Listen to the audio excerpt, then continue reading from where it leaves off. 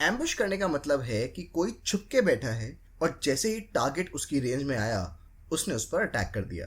अभी आपने बहुत जगह सुना होगा और देखा भी होगा, काफ़ी टाइम हमारे सोल्जर्स जब टेररिस्ट कैंप्स पर अटैक करते हैं तो एम्बुशिंग होती है। एंड सबसे अच्छा एग्जाम्पल है जब शेर अटैक करता है तो वो भी कई बार एम्बुश स्ट्रैटेजी यूज करता है।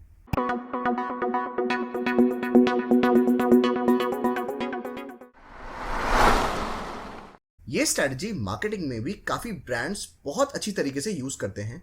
इसमें जो शेयर है वो होता है ब्रांड और जो टारगेट है वो होता है consumer.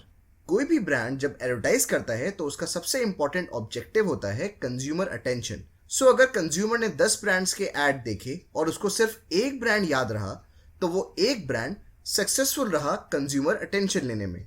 So basically ambush marketing में भी ब्रांड अपने मैसेजेस से कंज्यूमर्स को सरप्राइज करते हैं जिससे वो कंज्यूमर का सबसे ज्यादा अटेंशन ले पाए। एम्बुश मार्केटिंग ब्रांड्स बड़े इवेंट्स जैसे ओलंपिक्स या वर्ल्ड कप उसमें यूज करते हैं। ये इसलिए होता है क्योंकि इन सारे इवेंट्स की विजिबिलिटी काफी हाई होती है। बट अब एम्बुश मार्केटिंग काफी और जगह भी ब्रांड्स यूज करते हैं। जैसे मान लीजिए सॉकर वर्ल्ड कप चल रहा है और उसका मेन स्पॉन्सर ब्रांड ए है बट ब्रांड बी ने एम्बुशिंग करी। अब ब्रांड बी क्या क्या कर सकता है? फर्स्ट है, इवेंट जहां हो रहा है उसके आसपास जो भी एड स्पॉट है, चाहे वो होर्डिंग है चाहे वो बिलबोर्ड है, सब जगह ब्रांडिंग कर देगा। सेकंड है, सॉकर के जो प्लेयर्स हैं उनको लेकर टीवी का एड और प्रिंट एड करेगा। थर्ड है, जब टीवी में मैचेस आएंगे तो ब्रांडिंग भी करेगा एड स्पॉट्स लेकर। और फोर्थ पॉइंट जो वो कर सकता है कि ब्रांड बी सबको एक कैप फ्री में दे दे अपने ब्रांड कलर्स में, जो लोग पहनकर स्टेडियम में जा सकते हैं। अब इस केस में हुआ क्या, जो ब्रांड ए है उसने सॉकर वर्ल्ड कप की स्पॉन्सरशिप ली, खर्चा किया, बट जो कंज्यूमर की अटेंशन है वो ब्रांड बी को ज्यादा गई। सो यहाँ एक तरह से ब्रांड बी ने कंज्यूमर अटेंशन को एम्बुश किया और ब्रांड ए इतना ज्यादा खर्चा कर भी ज्यादा कुछ नहीं कर पाया। चलिए अब कुछ इंटरेस्टिंग एग्जांपल्स देखते हैं जो इंडिया में या आउटसाइड इंडिया में हुए हैं। अब आप टीवी के सामने बैठे हैं और 2010 का फीफा वर्ल्ड कप चल रहा है जिसका ऑफिशियल बियर स्पॉन्सरशिप है बडवाइजर। मैच चल रहा है नेदरलैंड्स और डेनमार्क के बीच में। अब फीफा वर्ल्ड कप है तो ऑडियंस बहुत होगी, एक्साइटमेंट काफी होगा और बहुत सारे लोग टीवी पर मैच देख रहे होंगे। इसका मतलब इस इवेंट की व्यूअरशिप काफी अच्छी होगी। जो भी ऐसे इवेंट में ब्रांड दिखेगा उसको ब्रांड अवेयरनेस काफी मिलेगी। अब अगर ऑडियंस में किसी को ग्रुप ऑफ गर्ल्स दिखें एक ही ड्रेस में तो किसी का भी अटेंशन उनके ऊपर जाएगा। और यही हुआ जब नेदरलैंड्स की एक बियर कंपनी जिसका नाम है बवेरिया बियर, उसने बडवाइजर को एम्बुश किया 2010 फीफा वर्ल्ड कप में। 36 गर्ल्स जिन्होंने ऑरेंज ड्रेस विद बवेरियाज लोगो पहना था वो ऑडियंस में नेदरलैंड्स को सपोर्ट करने आई थी। अब ये ड्रेस आई कहां से?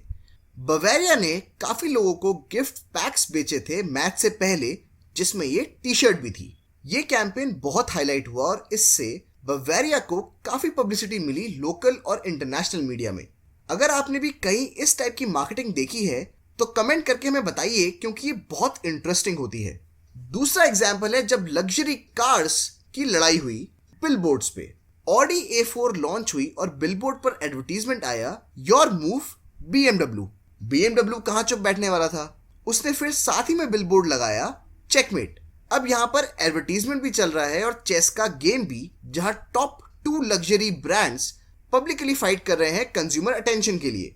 उसके बाद ऑडी ने फिर से साइड में ही बिलबोर्ड लगाया कि हमारी कार तो किंग है और तुम्हारी कार एक पॉन यानी प्यादा है। उसके बाद BMW का फाइनल मूव था जिसमें F1 कार थी और लिखा था गेम ओवर। अगर अब कोई भी इन सारे बिलबोर्ड्स को एक साथ पढ़ेगा तो थोड़ा सरप्राइजिंग फैक्टर है जिसे स्टार्ट ऑडी ने किया पर खत्म BMW ने किया। एम्बुश मीडिया के कुछ एडवांटेजेस एंड डिसएडवांटेजेस हैं। एडवांटेजेस हैं जैसे हाई ब्रांड अवेयरनेस और बहुत clever marketing and fast marketing चाहिए ये सब करने के लिए। ज़्यादा खर्चा नहीं करना पड़ता। अब अगर कोई स्मॉल ब्रांड या कंपनी है वो इवेंट स्पॉन्सरशिप नहीं कर सकती क्योंकि ये स्पॉन्सरशिप्स काफ़ी महंगी होती हैं। डिसएडवांटेजेस भी हैं। कई लोग इसे अनहेल्दी और अनएथिकल बोलते हैं क्योंकि एक तरह से खर्चा किसी और ब्रांड ने किया और दूसरे ब्रांड को अटेंशन मिली, चाहे वो अच्छी हो या बुरी। ये बहुत ध्यान से करना होता है क्योंकि ऐसा ना हो कि जो ब्रांड एम्बुश कर रहा है उस पर लीगल केस हो जाए। तो सारे लीगल एस्पेक्ट्स ब्रांड्स को पता होने चाहिए। थर्ड एंड लास्ट है कि जो ब्रांड एम्बुश करता है उसे पता नहीं चलता कि कोई फायदा भी हुआ है ये सब करने से या नहीं। इतनी पब्लिसिटी का फायदा तभी है जब लोग बाद में उस ब्रांड्स के प्रोडक्ट खरीदें। तो आरओआई निकालना काफी डिफिकल्ट हो जाता है इस टाइप ऑफ ब्रांडिंग में। तो ये था कि एम्बुश मार्केटिंग क्या होती है। वीडियो को लाइक, शेयर एंड सब्सक्राइब करना मत भूलिएगा। हम मिलते हैं नेक्स्ट वीडियो में।